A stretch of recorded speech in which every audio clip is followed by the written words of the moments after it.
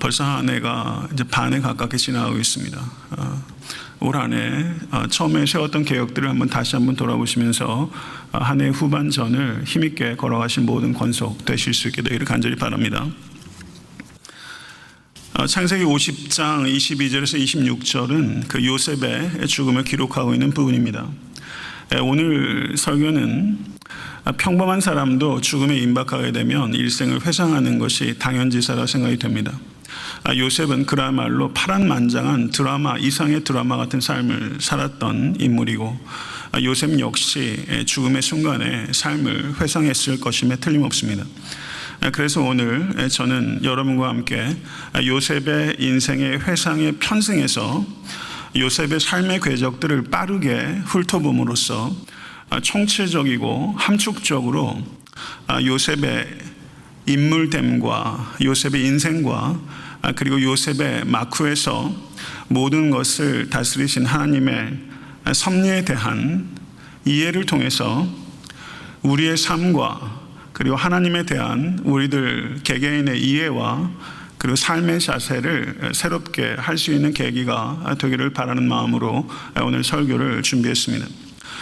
창세기 30장의 요셉의 출생부터 창세기 50장의 요셉의 죽음에 이르기까지 무려 장장 20장에 걸쳐서 요셉의 110년의 세월을 한 편의 설교에 녹여 넣는다는 것은 설교의 초점이 불가불 산만해질 수밖에 없다는 단점이 있음에도 불구하고 한편의 설교에 요셉의 전 인생을 녹여냄으로 인해서 우리가 한눈에 모든 것들을 파악할 수 있는 장점이 더 크다고 여겼기 때문에 오늘 설교는 요셉의 전 생애를 아우르는 방식으로 빠르게 진행하도록 하겠습니다. 요셉의 삶은 요셉이 입었던 옷에 따라서 세 개의 시기로 분류가 될 수 있다고 볼 수 있습니다. 요셉이 17살 때까지 입었던 채색 옷과 17살 때부터 30세까지 입었던 노예와 죄수복의 시기, 그리고 30세 이후로 110세 운명하기까지 입었던 세마포의 시기, 이렇게 세 개의 의복에 따라 인생을 세 개의 시기로 분류할 수 있다고 보여집니다. 야곱은 라헬을 통해서 얻은 요셉을 특별히 총애했고 그에게만 유독 채색 옷을 지어주었습니다.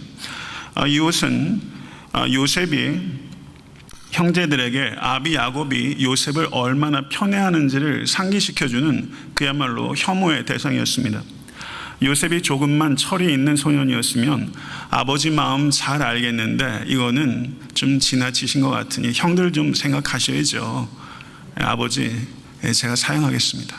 이렇게 말할 수 있을 법한 나이잖아요. 17살쯤 되면. 그런데 아버지의 편애와 지나친 대우에 오히려 요셉은 아나무인으로 교만해졌고 다른 형제들의 과실을 아비 야곱에게 고자질까지 했고 없는 사실까지도 허위로 보고할 정도로 버릇없는 철부지의 모습을 보이고 있었습니다. 또 형들의 곡식단이 자식의 곡식단에게 절을 하였다. 그리고 하늘의 별과 해와 달과 11별이 자신의 별에게 절을 하였다라는 꿈 이야기를 사려 깊지 못하게 형들에게 이야기를 했고, 급기야는 아버지도 그 꿈 이야기를 들었을 때 이 요셉의 철없음을 질책할 정도로 그 꿈 얘기가 결정적으로 요셉의 형들의 마음을 떠나게 했고 미운 털이 제대로 박히게 되었던 것입니다. 어느 날 야곱이 자신의 아들들이 어떻게 하고 있는지를 살펴보라고 했을 때 요셉이 세겜에 이르렀고 세겜에 갔던 형들이 도단에 갔는데 세겜과 도단에 이르기까지는 약 63마일, 약 100km 정도가 되는 어마어마한 길입니다. 그때 요셉이 입고 간 옷은 간단한 옷이 아니라 채색 옷이었습니다. 채색 옷을 입고 100km를 갈 만큼 때에도 안 맞고 상황에도 안 맞는 어리석은 행동을 일삼는 철부지, 그게 요셉이었습니다. 채색 옷을 입고 형들에게 나타난 것은 마치 붉은 옷을 입고 스페인 투 경기장에 황소 앞에 서는 것과 똑같은 행동이죠. 아니나 다를까 형들은 멀리서 채색 옷을 입고 오는 요셉을 금방 식별했고 저기 꿈꾸는 자가 오는도다 라고 말하면서 비웃었고 오자마자 채색 옷을 벗겨버리고 구덩이에 던졌고 그리고 죽이기로 계획했다가 노예상인에게 팔아버리는 일들이 있었던 것을 잘 알고 있습니다. 형제들의 사악한 행위로 뜻하지 않게 애굽의 종으로 팔려가게 됨으로 인해서 요셉의 꿈이 산산조각 나는 것처럼 보였지만 실제로는 그것을 통해서 요셉에게 주신 하나님의 꿈이 성취되기 시작했다는 하나님의 섭리의 신비를 우리는 보아야만 되는 것입니다. 하나님께서 돌리시는 역사의 맷돌은 비록 천천히 돌아가지만 정확하게 돌아가는 것입니다. 외면적으로는 요셉이 애굽에 팔려간 것이지만 내면적으로는 시편 105편 17절이 말하고 있는 것처럼 요셉은 하나님으로부터 애굽에 보내진 것입니다. 요셉을 통해서 이스라엘의 구원의 거대한 맷돌이 천천히 그러나 정확하게 맷돌이 돌아가기 시작했다는 것을 우리는 볼 수 있어야만 되는 것입니다. 사랑하는 성도 여러분, 하나님께서 일하시는 방법은 요셉에게도 상상을 초월하는 것이었던 것처럼 우리의 개개인의 삶 가운데서도 하나님께서 일하시는 방법은 우리가 예측할 수 없는 방식으로 하나님께서는 자유롭고 주권적으로 일하실 수 있는 권리와 능력과 지혜가 하나님 앞에 있다는 것을 여러분과 저는 겸손하고 기쁨으로 받아들여야만 될 것입니다. 그리고 애굽에 도착했을 때 요셉의 옷은 채색 옷에서 노예 옷으로 바뀌게 되었습니다. 그런데 채색 옷이 찢겨서 벗겨지는 순간, 도련님에서 노예로 전락하는 순간, 요셉은 칠흑같이 어두운 삶의 현실 속에서 드디어 자신의 눈을 하나님께로 고정시키기 시작했고, 요셉은 무섭도록 단련되고 성장하기 시작했습니다. 아버지의 편애와 아버지의 보호 속에서 오냐오냐 하면서 자랐던 이 요셉이 이제 애굽에 종살이를 하면서 아버지의 보호를 어디도 찾을 수 없는 그곳에서 이 땅의 아버지는 자기를 보호할 수 없지만 하늘에 계신 아버지만은 나를 보호하실 수 있다는 것을 요셉은 비로소 배우기 시작했던 것입니다. 가정 총무로 11년을 열심으로 섬겼지만 그 끝이 결코 좋지 못했습니다. 오히려 더 나빠졌습니다. 하나님 앞에서 그 피가 뜨거운 이 청년이 자신의 몸을 정결하게 지키는 것 결코 쉽지 않은 일이지만 거룩하고 성실하게 섬겼지만, 사랑하는 성도 여러분, 우리가 성도로서 아무리 거룩하고 신실하고 성실하고 진실하게 살아도 우리의 삶의 환경은 그렇게 쉽게 단기간에 바뀌지 않을 수도 있다는 것을 우리는 요셉을 통해서 생각해야만 되는 것입니다. 성도 여러분, 지금까지 살아오면서 크고 작은 누명 쓰신 적 있으실 거예요. 그런데 자신이 섬기던 주인의 아내를 겁탈하려고 했다는 이 누명, 참 수치스럽기 짝이 없는, 혀를 깨물고 싶을 만한 추문에 휩싸이게 된 것입니다. 그래서 급기야 이제 채색 옷에서 노예의 옷, 이제는 노예의 옷에서 죄수의 옷으로 이제 전락하게 됐고, 감옥에 갇힌 요셉은 인생에서 가장 밑바닥을 치게 되었습니다. 형들에 의해서 구덩이에 던져졌던 요셉은 보디발의 아내에 의해서 감옥에 던져지게 되었고, 노예살이에서 급기야 옥살이가 시작된 것입니다. 성도 여러분, 그러나 하나님은 우리를 보호하시는 하나님이십니다. 저를 한번 따라 하시죠. 하나님의 보호하심은 고난으로부터의 보호하심이 아니라 고난 가운데에서의 보호하심. 일대가 많다. 그게 우리 삶의 리얼리티예요. 하나님은 우리를 지키시는 자이지만 하나님은 고난으로부터 우리를 보호하실 때도 있지만 하나님의 보호하심은 오히려 고난 가운데서의 보호하심이 일대가 많다라는 것을 잊지 않으실 수 있기를 간절히 바랍니다. 성도 여러분, 한번 생각해 보세요. 고대 사회에서 이 당시에 무슨 인권이 있어요? 고대 사회에서 감옥에 갇힌다는 것, 이건 상상을 초월하는 어려운 일입니다. 그러나 만약에 요셉이 감옥에 갇히지 않았다면 요셉에게 더 좋았겠는가? 여러분에게 지금 닥치는 일이 없었다면, 이전에 어떤 고난이 여러분에게 없었다면 더 좋은 인간, 더 좋은 성도가 될 수 있었겠는가 하는 질문입니다. 요셉이 감옥에 갇히지 않았다면 요셉이 어떻게 두 관원과 연결될 수 있었겠습니까? 만약에 감옥에 갇히지 않았다면 요셉은 11년 동안 총무로 있었으니 아마 은퇴할 때까지 총무로 있었을 가능성 높죠. 요셉의 단기간의 인생을 보면 이 감옥에서의 인연이 가장 최저점이지만 인생 전체를 놓고서 보게 되면, 그리고 이스라엘 백성의 구원이라는 구원사적인 관점에서의 요셉이 감옥에 가게 된 것을 보게 되면 이것은 놀라운 하나님의 역사요, 하나님의 은총이요, 그리고 반드시 있어야 되는 필수적인 과정이라는 것을 우리는 볼 수밖에 없다는 사실입니다. 얼마만큼 거시적으로 보느냐에 따라 나에게 지금 닥치는 일에 대한 해석이 전혀 판약이 달라질 수 있다는 것을 우리는 생각할 수 있는 여유를 가져야만 되는 것입니다. 시위대장은 시위대의 장이고 전옥은 감옥의 간수들의 장입니다. 그런데 하나님께서는 시위대장 보디발로부터도 은혜를 입게 하셨고, 그리고 전옥으로부터도 은혜를 입게 하셔서 요셉은 보디발의 모든 집과 소유를 관장할 수 있었고, 감옥에서 재반 사물을 처리하면서 행정적인 능력을 일취월장으로 키우고, 그리고 사람을 관리하고 대하는 것들을 배울 수 있었던 그야말로 학교였습니다. 성도 여러분, 보디발이 요셉에게 모든 것을 위임하고, 그리고 감옥의 전옥이 모든 것을 요셉에게 위임했습니다. 요셉은 보디발에게도 그리고 전옥에게도 그야말로 믿을 수 있는 사람이 되었던 것입니다.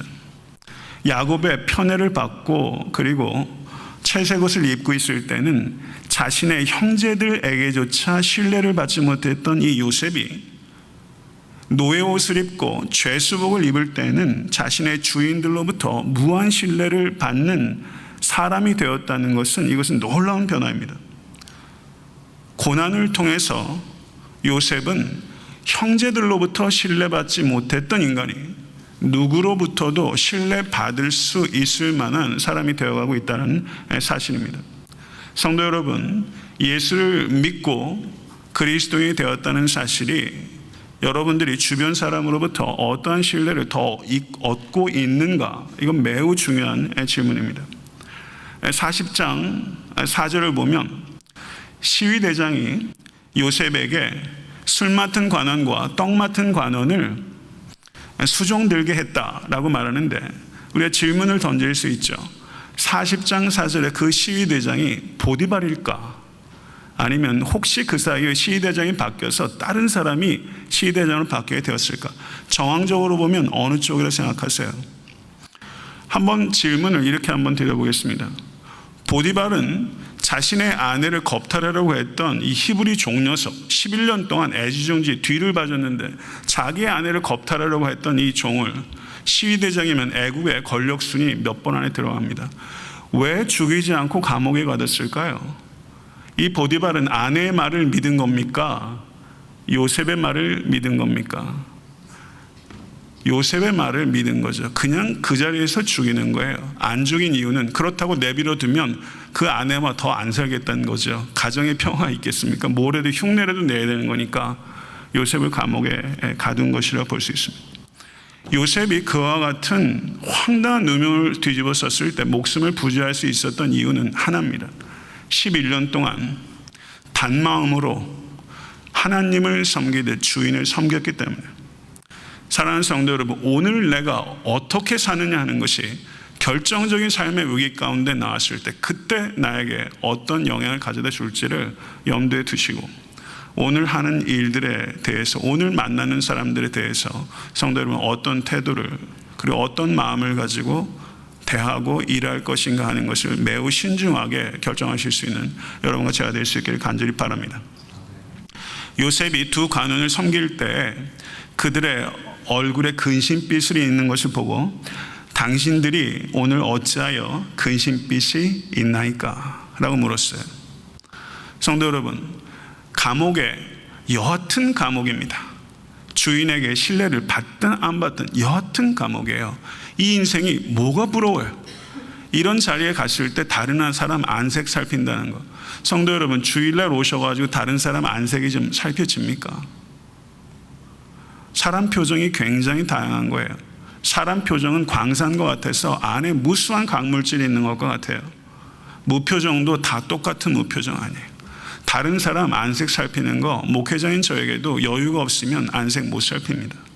근데 감옥에 지금 죄수로 있으면서 자기와는 지위가 상상도 안 되는 두 관원장들의 얼굴을 살피면서 어찌하여 근심빛이 있나이까? 라고 물은 것은 요셉은 근본적으로 사람에 대한 긍휼과 애정과 관심과 배려를 갖고 있는 사람이에요.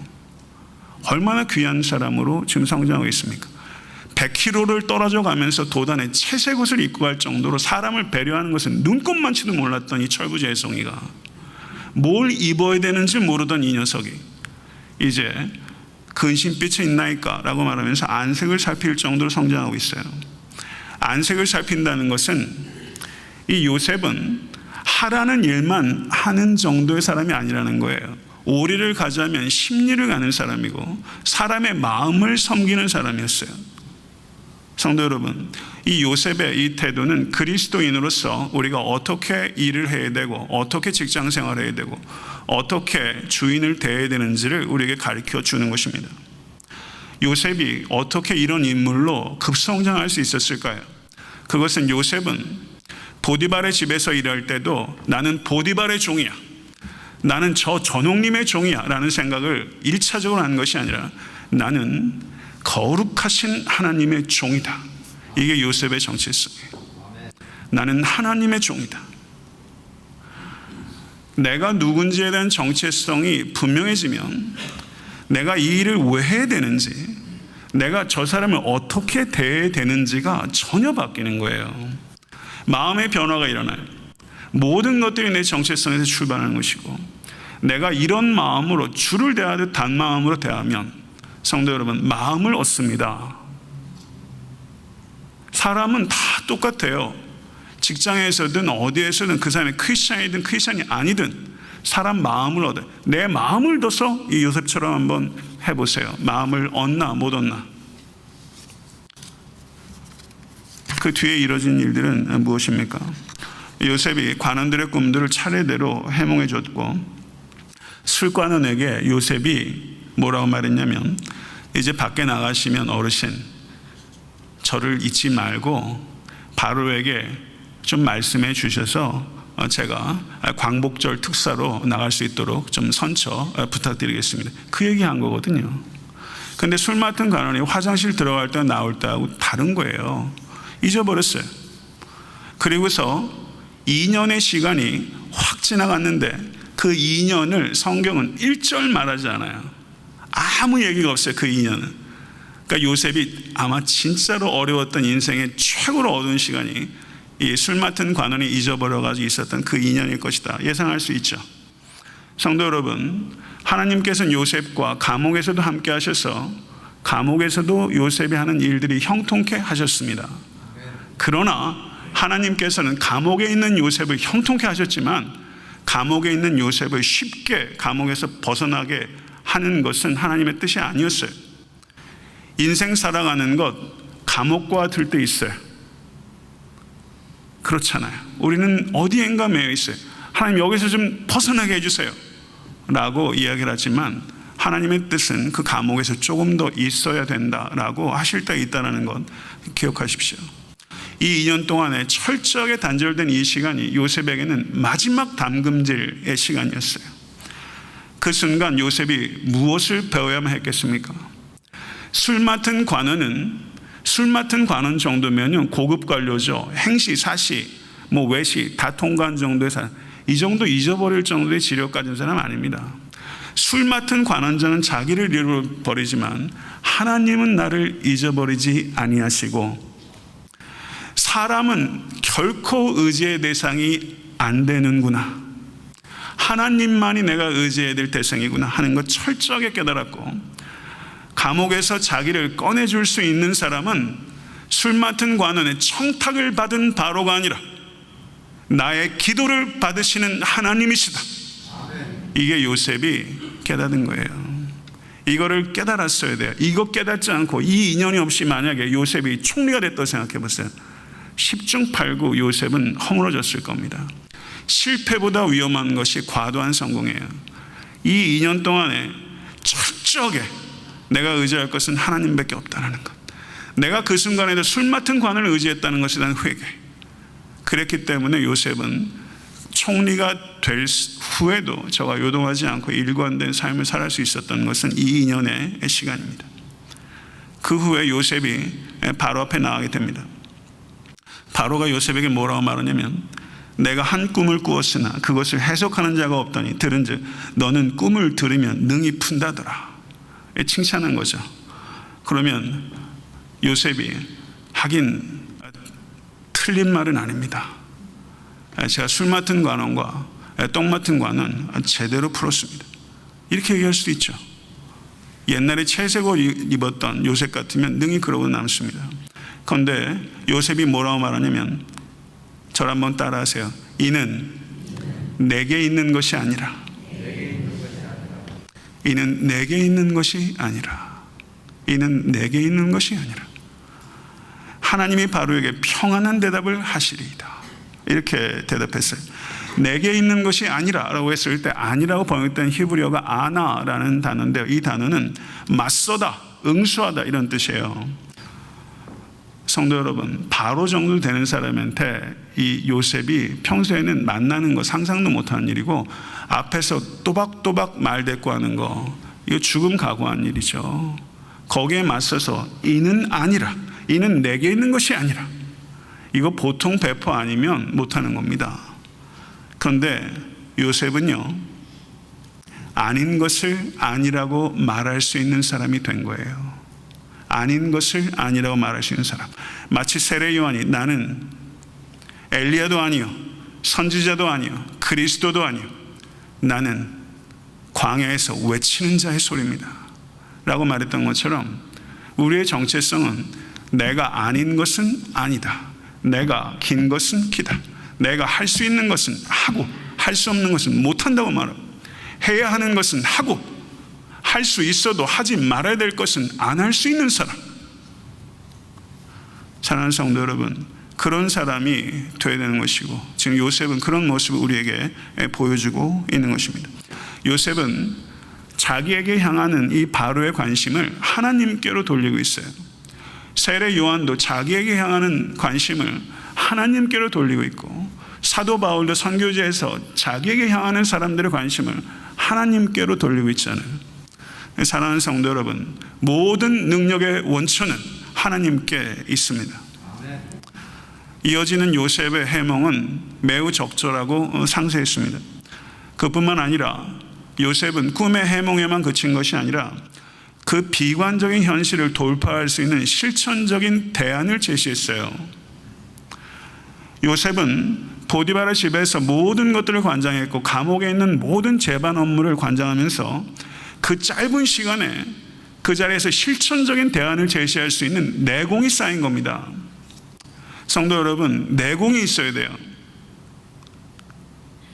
이게 하루아침에 실천적인 대안, 문제는 얘기하는 사람들이 얼마나 많은지 몰라요. 교회는 이렇다 저렇다, 한국 사회 정치는 이렇다 저렇다, 대안 없는 얘기들, 전문가라고 얘기하면서 비전문가들 너무 많고, 실천적인 대안을 내놓는다는 거 쉬운 일 아니죠. 요셉은 눈물의 골짜기를 통과할 때 사실은 그 자리는 영혼을 단련시킨 인큐베이터였어요.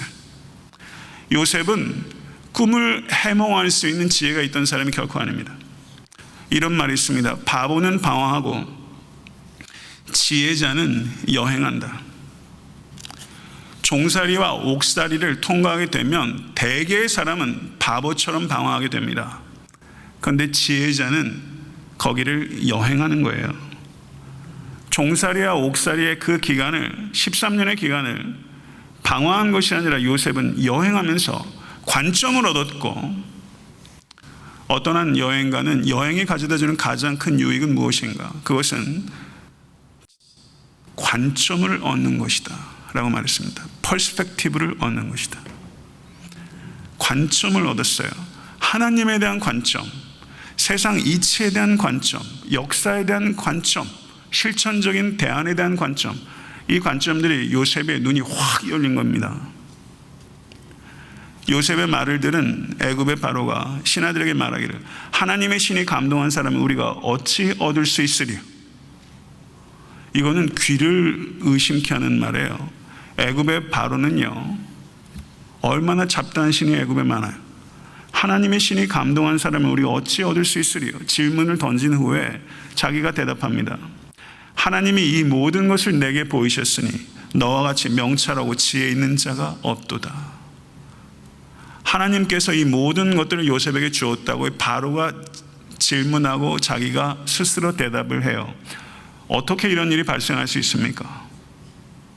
왜냐하면 요셉이 말할 때마다 세 차례 하나님께서 모든 능력의 근원이 되신다는 것을 요셉이 말할 때마다 이야기를 했기 때문에, 한 번도 자기가 능력의 근원이라는 것을 암시조차도 안 했기 때문에 그 결과 바로가 하나님을 인정하게끔 되었다는 것입니다. 성도 여러분, 성도님들께서 하시는 모든 일들 가운데 하나님을 입버릇처럼 증거하게 되면 성도 여러분, 하나님의 높임을 받고 그리고 급기야는 바로와 같은 사람들도 하나님이 인정할 수 있게 되는 것입니다. 삶의 자리에서 하나님을 부단히 증거하실 수 있는 여러분과 제가 될 수 있게 되기를 간절히 바랍니다. 그리고 요셉은 1인 지하 만인 지상의 애굽의 2인자가 되는 기적같이 신분 상승이 이루어졌습니다. 그런데 총리가 된 이후에도 요셉은 하나 변하지 않았어요. 요셉은 이제 좀 쉬자, 이제 좀 즐기자, 산의 진미를 즐기자, 그렇게 하지 않았어요. 나태해지지 않았고 애굽 온 땅을 순찰했다라고 성경은 말하고 있습니다. 요셉은 총리가 된 후에도 일관되게 충성됐습니다. 가정 살림을 볼 때나 옥의 살림을 돌볼 때나 제국의 살림을 돌볼 때나 요셉은 똑같은 사람이었습니다. 사람이 실패하게 되면 넘어집니다. 그러나 성공하게 되면 더 크게 넘어지는 게 인간이에요. 성공이 인간을 변질시켜요. 교회 내에서도 이런 일은 무지하게 많잖아요. 돈을 벌게 되면 사람이 변질되는 경우 많습니다. 성도 여러분, 일관된 사람이었어요. 무엇으로도 변질되지 않았어요. 이런 사람 만나는 것 참 드문 일이고, 이런 사람 되는 것 가치 있는 일입니다. 요셉이 어떻게 이와 같은 성공 신화를 만들어내면서 변질되지 않을 수 있었나? 요셉은 사람 앞에 사는 사람이 아니라 하나님 앞에 사는 사람이었기 때문입니다. 성도 여러분, 이것은 중치해야 되는 문제입니다. 요셉이 총리가 되고 7년 풍년이 지난 다음에 흉년이 지났을 때 요셉의 형들이 곡식을 찾으러 요셉 앞에 나옵니다. 그때 요셉이 감정을 얼마나 컨트롤하는지 보세요. 리더가 가져야 될 품격 가운데 하나는 감정을 다스릴 줄 아는 거예요. 그렇다고 요셉이 감정이 메마른 사람이었느냐? 아니에요. 요셉은 울보였어요. 뒤로 돌아가서 얼마나 고골하고 나중에 방송대우까지 했어요. 요셉의 EQ는 굉장히 높은 사람이에요. 감성적이고 배려할 줄 알고 섬세한 사람입니다. 그렇지만 언제 울고 언제 웃어야 되는지를 정확하게 알고 그것을 감정을 매우 절도 있게 다스릴 수 있었던 사람입니다. 요셉은 형들을 가두었고 그리고 시므온 하나를 남기고 나머지는 내보냈어요. 그리고 나중에는 베냐민에게 누명을 씌웠는데 이 일련의 일들이 한번 고생 좀 한번 해봐라 라고 형들에게 보복하려고 했을까요? 아니면 찰짠 플랫같이 이 모든 일들을 마치 오케스트라의 지휘자처럼 요셉이 추도면밀하게 이끌어가고 있는데, 그 정도의 추도면밀하면 분명한 인텐션이 있는데 그 인텐션이 무엇일까 하는 질문이죠. 그러면 그 의도를 파악하기 위해서 우리가 역으로 질문을 한번 해보면, 만약에 하나님은 용서하는 거 좋아하시니까 형 보자마자 형 사실은 나 요셉이야, 다 용서할게. 만약에 그렇게 한번 해보세요. 그렇게 용서하게 되면 나중에 용서한 나도 찝찝해지고, 그리고 형들은요 그 일을 통해서 생각하고 변화되고 회개할 수 있는 기회를 얻기가 매우 어렵습니다. 그렇게 되면 삼류가 되는 거예요.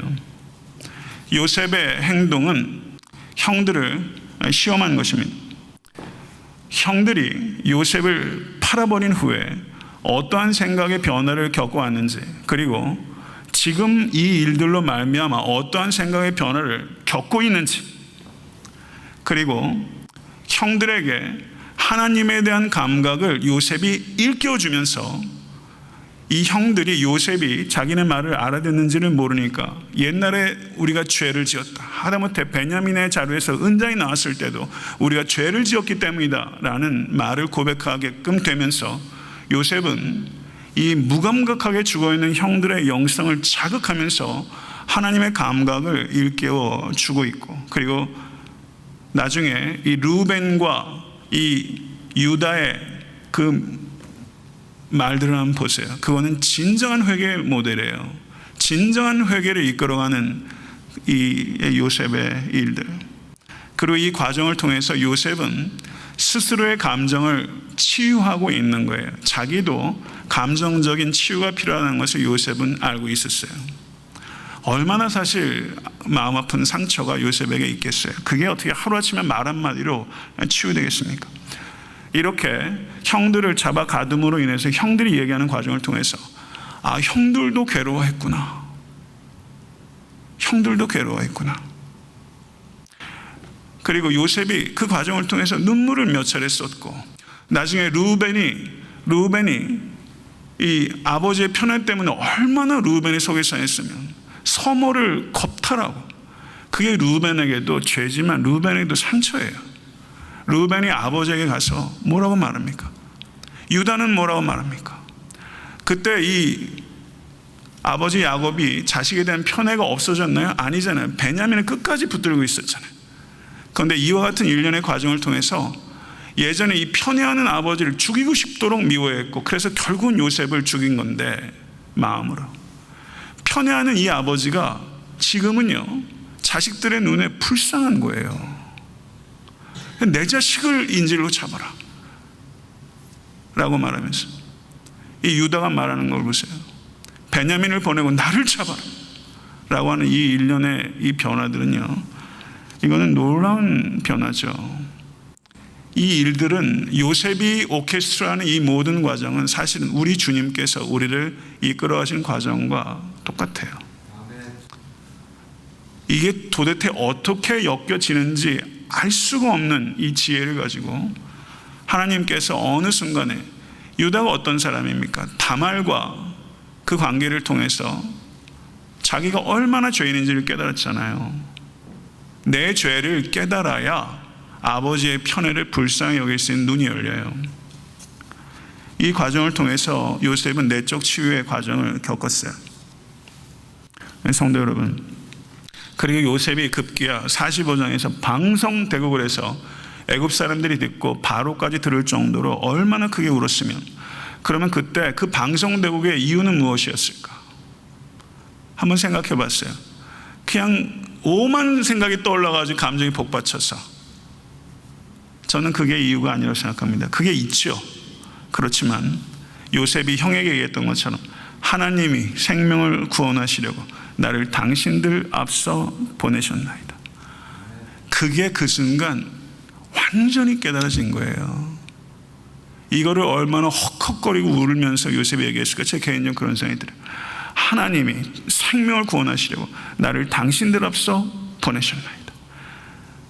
성도 여러분, 저는요 성도님들에게 지금 닥치고 있는 여러 가지 일들이 왜 다 해결되지 않지만 어느 순간에 이 세상에 살면서 혹은 저 천국에서 주님 앞에서라도 하나님께서 나를 그 자리에 있게 하신 이유는 라고 깨닫게 되는 순간 이렇게 다 울 수 있게 되기를 바랍니다.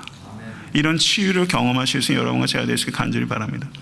요셉의 자신의 정체를 드러냈어요. 나는 요셉이라. 그런데 요셉의 첫 마디가 뭐냐면요, 내 아버지께서 아직 살아계시나이까 했어요. 내 아버지께서 아직 살아계시네. 요셉은 진짜 효자였습니다. 성도 여러분, 기독교가 효도에 대해서 등한시하는 종교다, 제사를 지내지 않는다, 이거는 진짜 단편적인 얘기고요.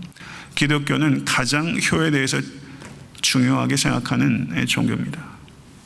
예수 그리스도께서도 효의 모범을 보이셨고, 사도들도 일관되게 효에 대해서 강조하셨고, 그 사도 바울은 부모에게 대하는 것이 하나님께 대한 순종의 일부라고 얘기할 만큼 부모에 대한 태도가 하나님께 대한 태도와 연결되어 있다는 것을 이야기할 정도로 이 효에 대한 기독교의 가르침은 깊습니다. 요셉은 자신을 판 형들에게 보복하지 않았습니다. 제가 질문 하나 더 드릴게요. 요셉이 보디발의 아내에게 보복했을까요? 안 했을까요? 보디발의 아내가 혹시 자연사를 해서 없을 수도 있으니까 모르죠. 그렇지만 보디발의 아내가 만약에 그때 있었다면 이 요셉이 보디발의 아내를 보복했을까 안 했을까? 일반적인 사람은 이런 권력을 쥐면 보디발의 아내부터 근위대를 보내서 냉큼 잡아오시오, 이게 일반적인 얘기죠. 당장에 잡아오는 거, 죽이는 거거든요. 요셉이 총리가 되었을 때 제일 벌벌벌벌 떨었을 사람이 이 보디발의 아내였을 것입니다. 그런데 창세기 45장 8절을 보면 나를 이리로 보낸 자는 당신들이 아니요 하나님이시라.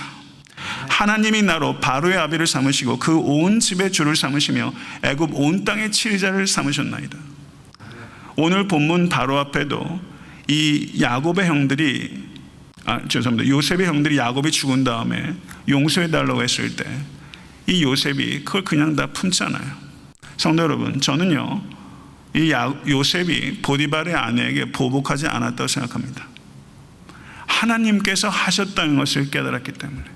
성도 여러분, 저는 로마서 12장에 선으로 악을 이기라 라고 하는 이 바울의 가르침을 가장 분명하게 실천적으로 나타낸 사람 가운데 하나가 이 요셉일 것이다.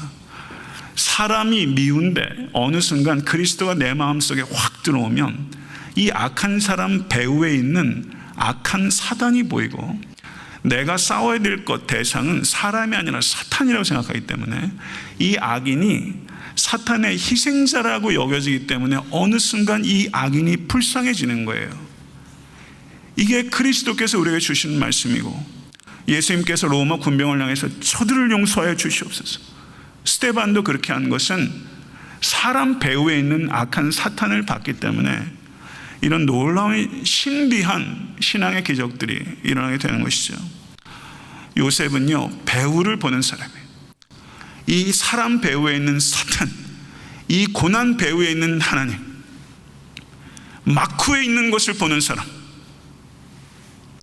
요셉의 이야기는 어떻게 하나님의 뜻이 인간의 행위, 심지어 악한 행위를 통해서도 하나님의 뜻이 성취되고 있는지를 보여주는 산 증거입니다. 악을 통해서도 하나님께서 선을 이루시는데 이것은 악을 가볍게 여겨도 된다는 뜻은 아닙니다. 악의 피해는 커요. 얼마나 야곱이 아들이 죽은 줄 알고 슬퍼했으며, 요셉은 얼마나 고통을 겪었고 형들 역시 고통을 겪었죠. 다윗의 죄는 용서받았지만 다윗이 부정한 관계를 통해서 낳은 자식은 죽었습니다. 죄의 여파는 커요. 악을 통해서도 하나님께서 하나님의 뜻을 이루어 가실 수 있지만 악을 가볍게 여기라는 뜻은 결코 아닙니다. 인간의 여러 가지 잡다한 행동들, 성 어거스틴이 얘기했던 것처럼 인간은 양계장에서 닭들이 그 흙 위를 밟게 되면 이게 닭발이 얼마나 어지럽게 찍히는지 몰라요. 내가 밟고 다니는 그 족적을 한번 생각해 보세요. 지금까지 얼마나 지그재그로 양계장에서 발자국을 남기는 닭이에요. 인간의 행동들 속에서 하나님의 행위가 잘 보이지 않습니다. 이것을 신학적으로 하나님의 행동의 불가시성이라고 말합니다. 하나님의 행동의 불가시성, 하나님의 행동이 잘 안 보여요. 그러나 성도 여러분, 보이기 시작해요. 요셉이 17살에 애굽에 팔려와서 총리가 되기까지 13년, 그리고 풍년이 7년, 그리고 흉년이 2년 들었을 때 성도 여러분, 그때야 비로소 자기가 꾼 꿈이 보이기 시작하는 거예요. 22년이 지나서 자기가 꿨던 형들의 단이 자기에게 절으라고, 해와 달과 11별이 절하는 그 꿈이, 바로의 꿈은 그 자리에서 해몽할 수 있었지만 자기가 꿨던 그 꿈은 그 상황에서 22년이라는 시간의 기다림을 통해서 비로소 실체가 드러나면서 보이기 시작하는 것입니다. 성도 여러분, 과정의 중요성을 배우실 수 있는 여러분과 제가 될 수 있기를 간절히 바랍니다. 우리가 기도하면서 하나님 이 과정을 건너뛰게 해주세요 라고 기도하죠. 그런데 과정을 건너뛰게 되는 것이 좋은 것이 아닐 수 있다는 것을 우린 요셉을 통해서 봐야 됩니다. 하나님께서 도단의 구덩이에서 요셉을 꺼내지 않으셨고, 요셉의 누명을 벗겨주지도 않으셨고, 감옥에서 쉽게 풀어주지도 않으셨어요. 각각의 상황 속에서 요셉이 사람들을 만나게 하시고, 그들에게 복의 통로가 되게 하시고, 그들로부터 인정과 사랑을 받게 하시고, 그리고 그 만남들이 연쇄적으로 고리가 돼서 보디발을 통해서 술 맡은 관원을 통해서 바로에게 연결되는, 성도 여러분, 오늘 만나는 사람을 진중하게 대하십시오. 이게 연결이 돼서 마침내 애굽의 총리가 되었던 것입니다. 노예일 때도 최선을 다했고, 감옥에 갇혀 있을 때도 최선을 다했고, 총리일 때도 최선을 다한, 최선이 습관인 사람. 우리가 선을 행하되 낙심하지 말지니 피곤하지 아니하면 때가 이름에 거두리라. 아멘. 이 말씀 믿으실 수 있는 여러분과 제가 될 수 있기를 간절히 바랍니다. 요셉의 삶을 주의 깊게 한번 살펴보세요. 요셉의 삶에는 기적이 없었어요. 출애굽기에 등장하는 기적들은 챕터마다 얼마나 가득한지 몰라요. 30장부터 50장까지 무슨 기적이 있었습니까? 요셉의 삶은 기적이 없는 삶이에요. 그런데 요셉의 삶 전체가 기적이에요. 기적이 없는 기적적인 삶, 이게 요셉의 삶의 요약입니다. 요셉의 삶은 우리에게 삶의 마크로 스트럭처, 거시적인 구조를 보라고 우리에게 촉구합니다. 사랑하는 성도 여러분, 지금 당장 나에게 닥치는 일들을 미시적으로 보지 말고 거시적인 구조 속에서 보실 때 그 문제가 제자리를 잡게 되는 것입니다.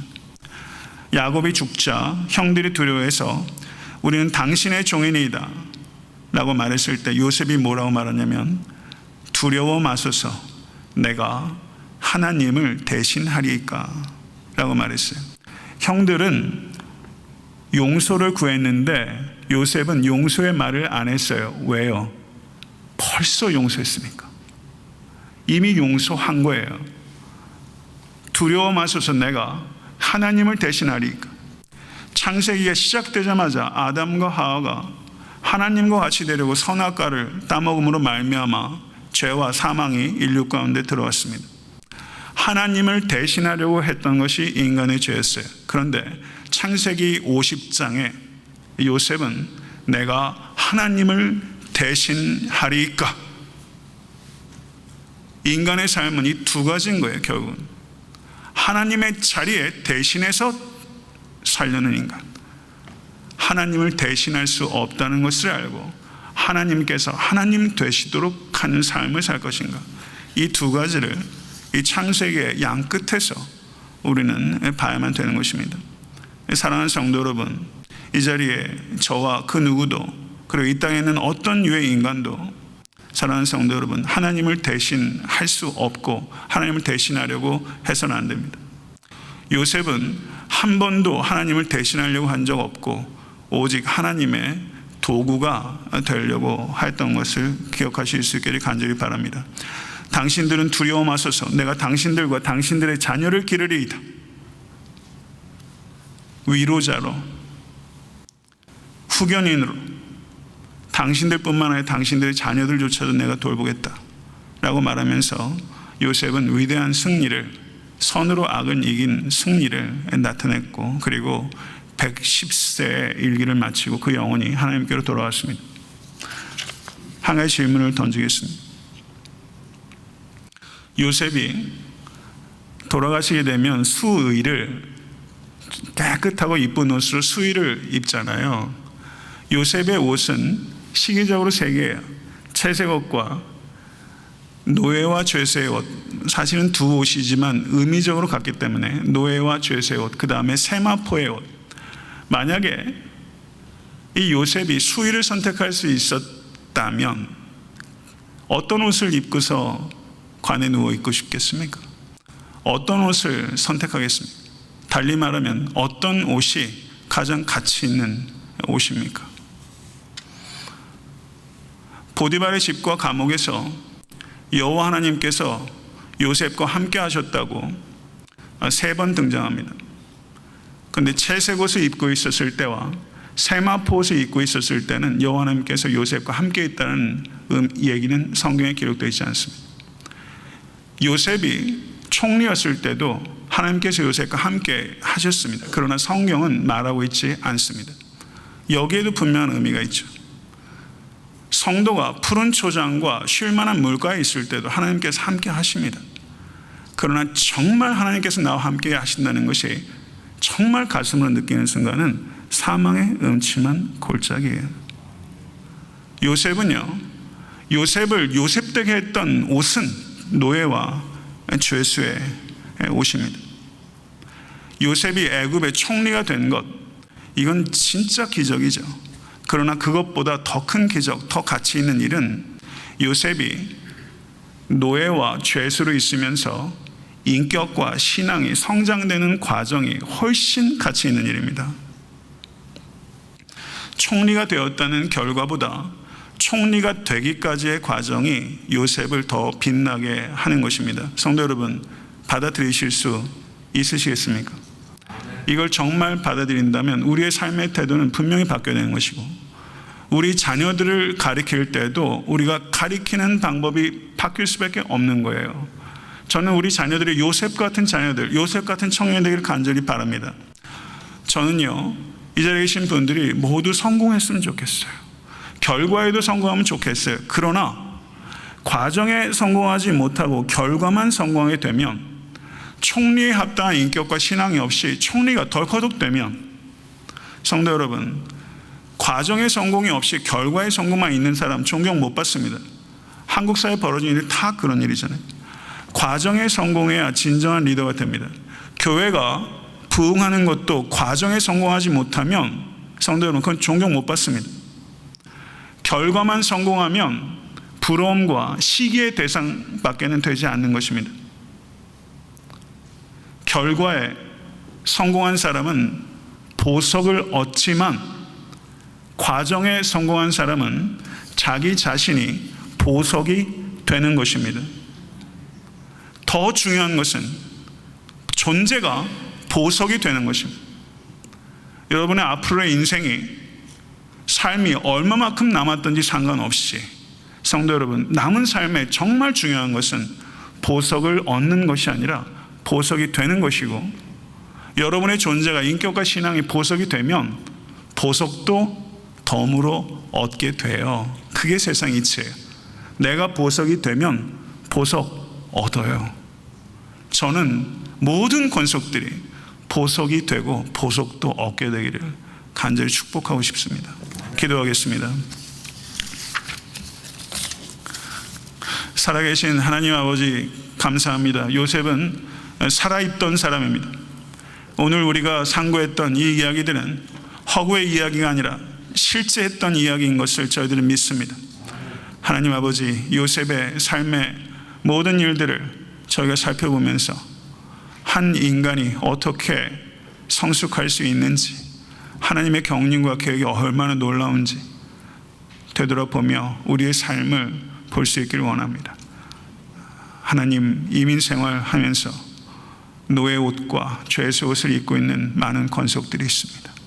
아버지는 삶을 근시적으로 바라보지 아니하고 하나님의 경륜을 신뢰하며 아버지는 기다릴 줄 알도록 주님께서 인도하여 주셔서 믿음이 없이는 통과할 수 없사오니 무엇인가를 움켜쥐려고 하는 것들 내려놓게 하시고 주님과 동행하는 데 집중하게 하시고 주님 앞에서 살 때 항상 성실했던 요셉처럼 아버지 다른 사람의 안세까지도 살피며 무슨 일이 주어든지 열심으로 배우고 열심으로 일하는 요셉과 같이 우리에게 주어진 단순하고 때로는 지루한 일들, 때로는 생산적인 일이지 못한 직장에서의 일들조차 우리가 새로운 마음과 태도로 할 수 있는 우리가 될 수 있도록 역사해 주셔서 그 과정을 통해서 우리 한 사람 한 사람이 요셉같이 복이 드문 보석이 될 수 있도록 주여 인도해 주시고, 그리고 바로 없기는 하나님 보석도 얻게 해 주시옵소서.